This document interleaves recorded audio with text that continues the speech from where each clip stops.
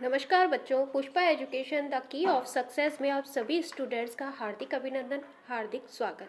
तो बच्चों, आज हम देखेंगे वातावरण के अंतर्गत निम्न कारक जो बालक के विकास को प्रभावित करते हैं। तो कौन कौन से जो बालक के विकास को प्रभावित करने वाले जो कारक हैं वो कौन कौन से हैं। तो सर्वप्रथम हम देखेंगे पारिवारिक वातावरण।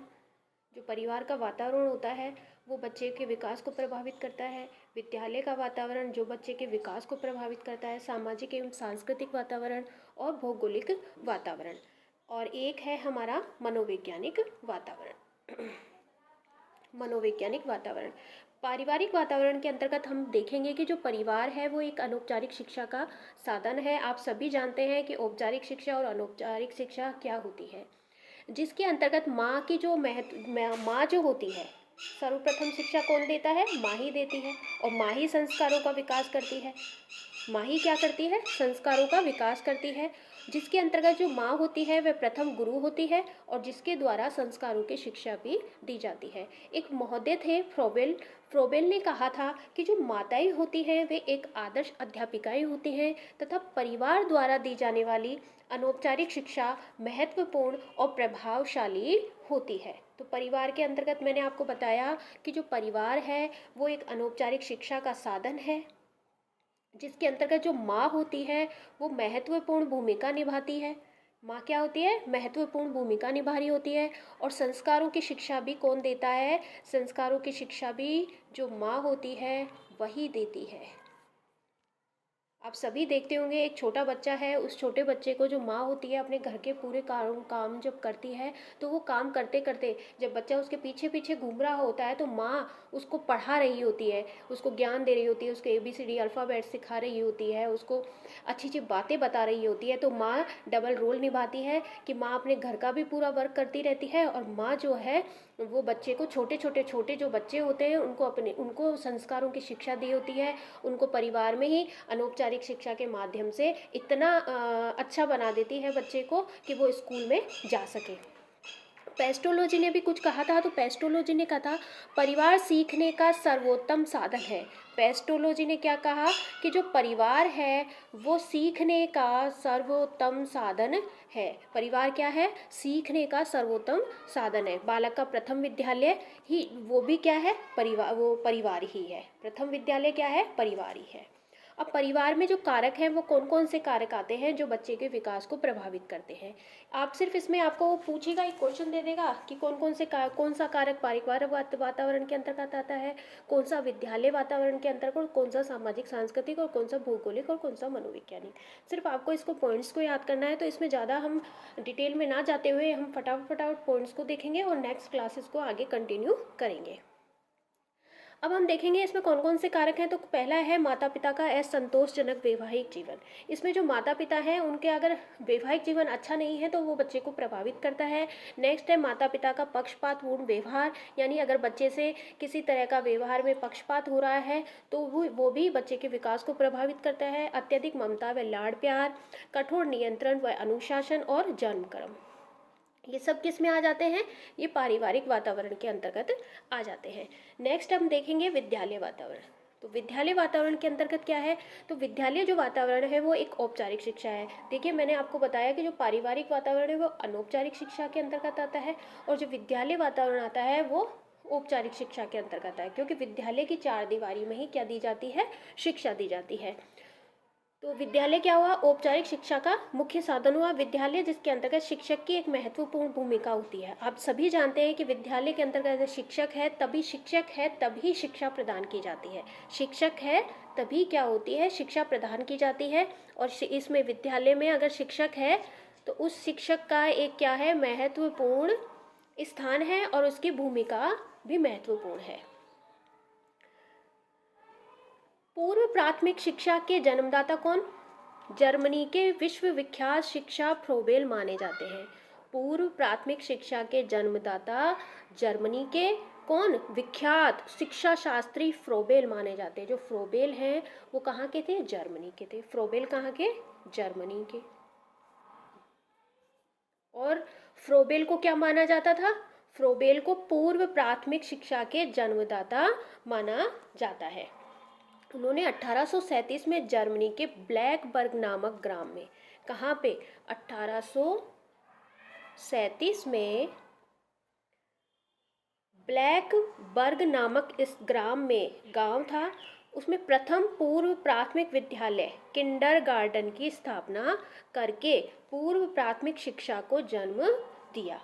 तो ये हो गया आपका। अब हम देखेंगे जो फ्रोबेल है, इन्होंने भी कुछ और भी चीज़ बताई है। तो इन्होंने भी बताया है कि शिक्षक जो है बालोद्यान का कुशल माली है। शिक्षक क्या है, बालोद्यान का कुशल माली है। देखिए ये एक बाग है और इस बाग में जो माली होता है वो काफ़ी सारे जो फूल होते हैं, वो फूल कब खिलते हैं, जब उस वो माली जो है उनकी देख रेख करता है। तो जो शिक्षक है, तो शिक्षक क्या होता है, बालोद्यान यानी बालकों का उद्यान, बालकों का बगीचा। यानी अगर ये स्कूल है, इस स्कूल में जो बालक हैं हमारे, ये बालक हैं जो हमारे, इन बालकों को अगर आगे विकसित किया जाएगा, उनका विकास किया जाएगा, तो जब विकास कब होगा, तो विकास तभी होगा जब एक शिक्षक होगा। और एक कुशल शिक्षक जो है वो बालकों का एक प्रेरणा स्रोत है, और शिक्षक बालोद्यान का कुशल माली है। किसने कहा, फ्रोबेल ने कहा। इसमें जो है हम देखेंगे कौन कौन से कारक जो प्रभावित करते हैं, वो कौन कौन से हैं। तो विद्यालय का भौतिक वातावरण, अगर विद्यालय का जो वातावरण है, भौतिक जो वातावरण है, वो विद्यालय बालक के विकास को प्रभावित करता है। शिक्षक का व्यवहार व कुशलता, अनुचित शिक्षण विधियाँ, शिक्षक के द्वारा बालक की खुली निंदा। अगर कोई टीचर बालक की खुली निंदा यानी सबके सामने उस बच्चे की इंसल्ट करता है, तो बच्चे के जो विकास पर बहुत प्रभावित होता है, बच्चा बहुत शर्मिंदगी फील करता है। यानी एक टीचर को कभी भी बच्चे की खुली निंदा नहीं करनी चाहिए, सबके सामने कुछ नहीं कहना चाहिए, उसको अलग से जाएं, सेपरेट जाएं, उसको समझाएं कि बच्चे आपने ये गलती की है, तो आप इस गलती को सुधार करें। अनुचित शिक्षण विधियाँ, अगर टीचर के द्वारा कुछ विधियों का जो अनुचित प्रयोग किया जा रहा है, या कुछ विधियाँ ज़्यादा यूज में ली जा रही हैं, कुछ विधियों को छोड़ा जा रहा है, तो वो भी बच्चे के विकास को प्रभावित करता है। शिक्षक के द्वारा बालक की खुली निंदा, ये मैंने आपको बता दिया है। शिक्षक द्वारा बालक को समस्यात्मक कहकर उसकी अवहेलना करना, यानी कोई बालक अगर बार बार कुछ क्वेश्चंस पूछता है, क्लास में है, बच्चा जिज्ञासु है, जानने की प्रवृत्ति रखता है, तो कुछ जो बच्चे होते हैं वो बार बार जानने का प्रयास करते हैं, क्वेश्चंस पुटअप करते हैं। तो जो टीचर है, जो शिक्षक है, वो शिक्षक क्या करता है, उस बच्चे को कह देता है कि अरे तुम तो समस्यात्मक बालक हो, यानी तुम्हारे अंदर तो समस्याएं हैं, तुम कुछ भी नहीं कर सकते, उसकी अवहेलना कर देता है और उसको नकार देता है, उसके जो क्वेश्चंस होते हैं उसके आंसर नहीं देता है। तो इसमें भी क्या होता है, बच्चे के विकास पर जो एक नकारात्मक प्रभाव पड़ता है। आगे हम देखेंगे नेक्स्ट जो है सामाजिक और सांस्कृतिक वातावरण। सामाजिक सांस्कृतिक वातावरण के देखो बच्चों, समाज में जो भी हमारे आस पड़ोसी हैं, मित्र व साथी हैं, सिनेमा घर है, रीति रिवाज है, अंधविश्वास है, खान पान, रहन सहन, पहनावा आदि, ये सब किसके अंतर्गत आ जाते हैं, ये सब सामाजिक सांस्कृतिक वातावरण के अंतर्गत आ जाते हैं। जो आस पड़ोसी हैं वो भी बच्चे के विकास को प्रभावित करते हैं। मित्र कैसे हैं, एक बच्चे के मित्र कैसे हैं, उसके साथी गण कैसे हैं, तो ये सब भी जो हैं, अगर अच्छे मित्र हैं तो अच्छे सकारात्मक प्रभाव पड़ते हैं, और अगर बेकार जो मित्र हैं वो उसको पढ़ाई से अलग अलग करने का प्रयास करते हैं, तो वो जो मित्र हैं वो उसको नकारात्मकता की ओर ले जाते हैं। सिनेमा है, रीति रिवाज है, अंधविश्वास है, खान पान, जो बच्चे का खान पान भी है।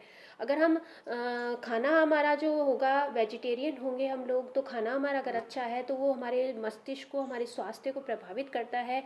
हमारी जो क्रियाएं होती हैं, वो क्रियाएं अगर सकारात्मक तभी होंगी जब हम अच्छा खाना खाएंगे, और उग्र नहीं होंगे। तो अच्छा खाना पीना, अच्छा रहन सहन, पहनावा, हमारा पॉजिटिविटी तभी आती है जब हम अच्छा खाते हैं, अच्छा पहनते हैं, और अच्छा पहनावा हमारा होता है, तभी हमारा जो बालक है उसको एक सकारात्मक प्रभाव होगा, और इसको जो विकास है वो उस पर अच्छा इफेक्ट आएगा। तो ये सामाजिक सांस्कृतिक वातावरण मैंने आपको बता दिया। अब नेक्स्ट है हमारा भौगोलिक वातावरण। तो भौगोलिक जो वातावरण है, जैसा जहाँ का वातावरण होगा वैसा ही बच्चे का विकास होगा। आप देखेंगे अफ्रीका है, ऑस्ट्रेलिया है, हमारा राजस्थान है, तो जहाँ जैसे गर्मी होती है, सर्दी है, बारिश है, तो यहाँ का ये जलवायु जैसा होता है। तो कुछ इलाके ठंडे होते हैं तो वहाँ ठंडे बच्चों पे प्रभावित करती है, और कुछ इलाके जो हैं वो गर्म होते हैं, तो जलवायु जैसी होगी वैसे ही बच्चे के विकास को प्रभावित करेगी। अब नेक्स्ट जो है हमारा है वो मनोवैज्ञानिक वातावरण है। मनोवैज्ञानिक वातावरण के अंतर्गत हम देखेंगे कि इसमें आती हैं मूलभूत आवश्यकताएं, यानी बच्चे की क्या क्या आवश्यकताएं हैं, यानी बच्चे की कौन कौन सी जो आवश्यकताएं हैं वो उसकी पूर्ति अगर ढंग से की जा रही हैं तो बच्चे के विकास पर सकारात्मक प्रभाव पड़ता है। तो ये सारी चीज़ें आती हैं। निर्देशन और परामर्श, तो बच्चे का जो निर्देशन किस तरह से किया जा रहा है, उसको क्या क्या परामर्श दिए जा रहे हैं। अगर बच्चे की गाइडेंस अच्छी है तो बच्चे के जो विकास पर जो है प्रभाव जो आएगा वो पॉजिटिव आएगा, अन्यथा नेगेटिव आ सकता है। प्रेम व सहानुभूतिपूर्ण व्यवहार, यानी बच्चे को जो कैसा व्यवहार चाहिए उसके साथ में प्रेम से व्यवहार, जो टीचर हैं, जो उसके पेरेंट्स हैं, जो समाज है, उसको प्रेम से और सहानुभूतिपूर्ण उसके साथ व्यवहार करना चाहिए, पूर्ण अच्छा व्यवहार करना चाहिए। तो जो प्रेम है वह सहानुभूतिपूर्ण व्यवहार भी बच्चे के विकास को प्रभावित करता है। तो बच्चों इसमें हम एक और ले सकते हैं जनसंचार माध्यम। तो इसके अंतर्गत हम एक 6 पॉइंट में हम ये भी डाल सकते हैं कि जनसंचार और माध्यम 6 पॉइंट में आप कहीं भी, जब मैं आपको अगर PDF सेंड करूँगी तो उसमें मैं बता दूंगी कि जनसंचार और उस माध्यम, इसमें 6वां पॉइंट में उसमें डाल के दूंगी। तो 6 पॉइंट में आप डाल सकते हैं जनसंचार माध्यम, जनसंचार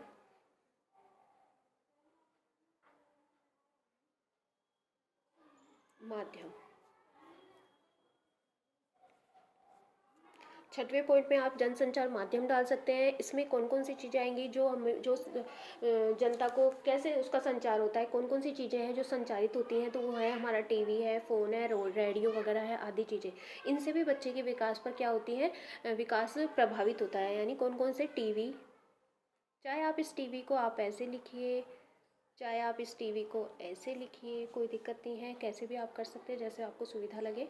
फ़ोन है हमारा, मोबाइल फ़ोन है, रेडियो है, ये सब हमारे यानी हमारा जो बालक है उस बालक के विकास को प्रभावित करता है। आगे हम जो नेक्स्ट क्लास में देखेंगे वे परिपक्वता व अधिगम देखेंगे। ये क्लास है मैं इसलिए जल्दी जल्दी ले रही हूँ बच्चों की, इसमें कोई ज़्यादा इंपॉर्टेंट की वाली बातें नहीं है। इसमें क्वेश्चन बनता है कि पारिवारिक वातावरण के अंतर्गत कौन से कारक आते हैं, विद्यालय वातावरण के अंतर्गत कौन कौन से कारक आते हैं। तो इस तरह के क्वेश्चन बनेंगे। क्वेश्चन बनते ही आपको एक टॉपिक देगा, उसके अंदर 4 ऑप्शन देगा। 4 ऑप्शन में इसमें आपको छांटने हैं कि विद्यालय में कौन सा आता था, पारिवारिक में कौन सा आता था। तो आपको इसके नाम याद करने हैं और क्वेश्चन पूछेगा बस।